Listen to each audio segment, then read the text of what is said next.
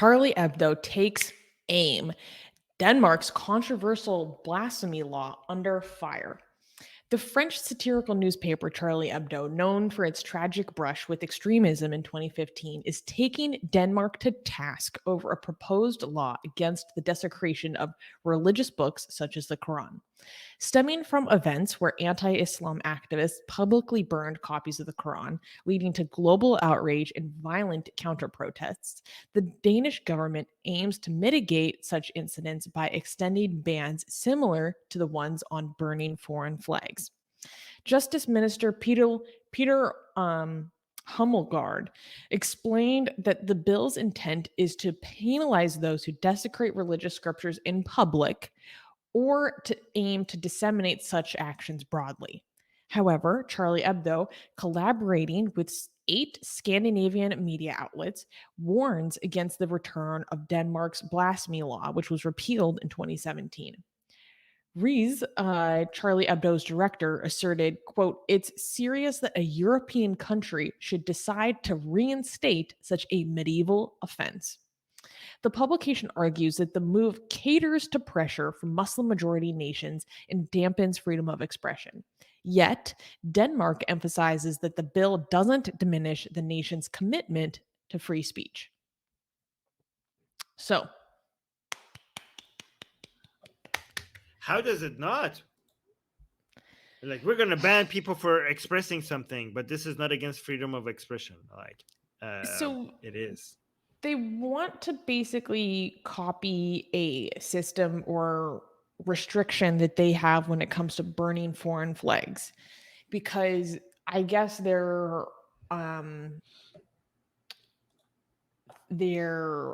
what's the word I'm looking for?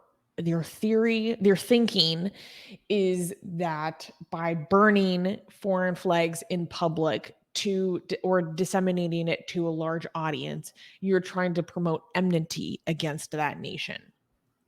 So the logic being is that when you're doing this kind of act publicly, you are promoting enmity in publicizing the idea that Denmark is against these people, this group, XYZ. So that's kind of the way in which they frame it.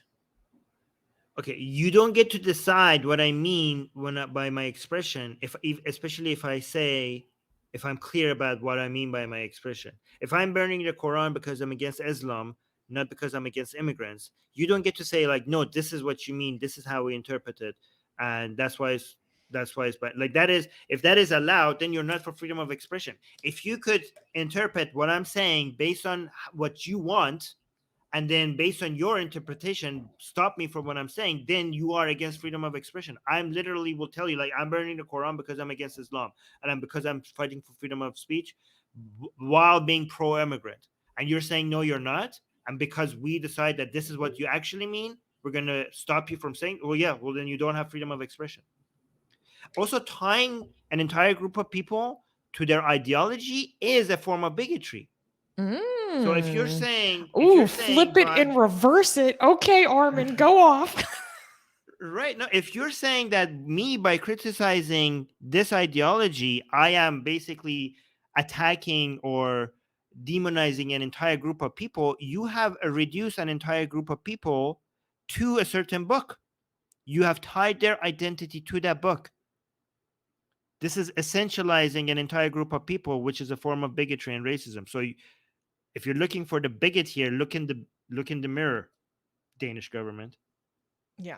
I think the fact that this is even on the table for consideration is already a shameful and viscerally dangerous precedent.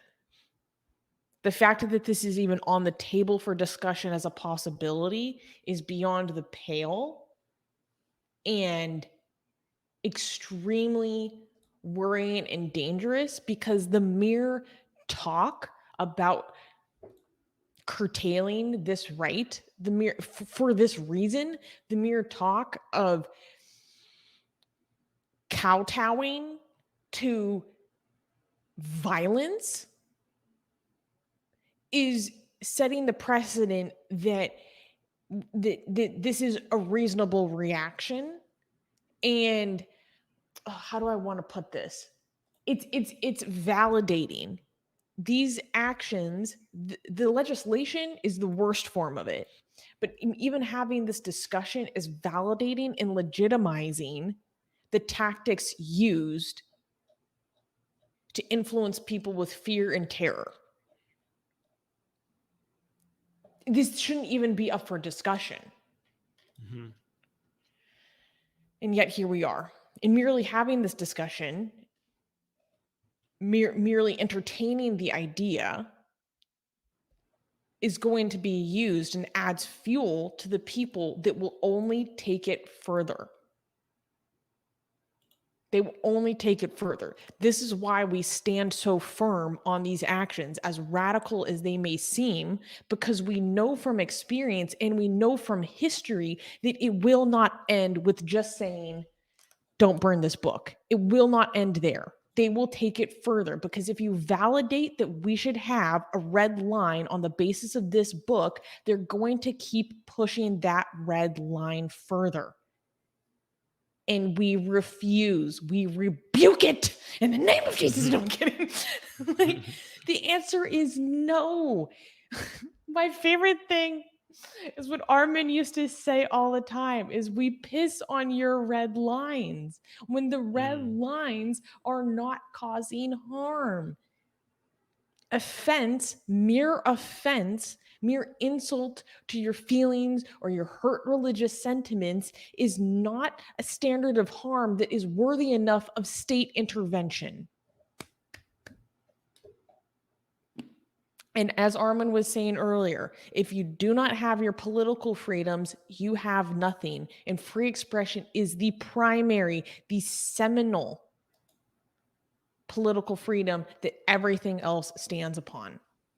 So it is so important that we all support freedom-minded Danes, Swedes, and people across the world who understand what this, by desecrating this book, what it actually stands for. For some people, it stands for hate.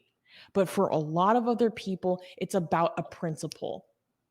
And what does it say on my back wall right here? Okay? Azadi Tanafrush. Don't sell your freedom, okay?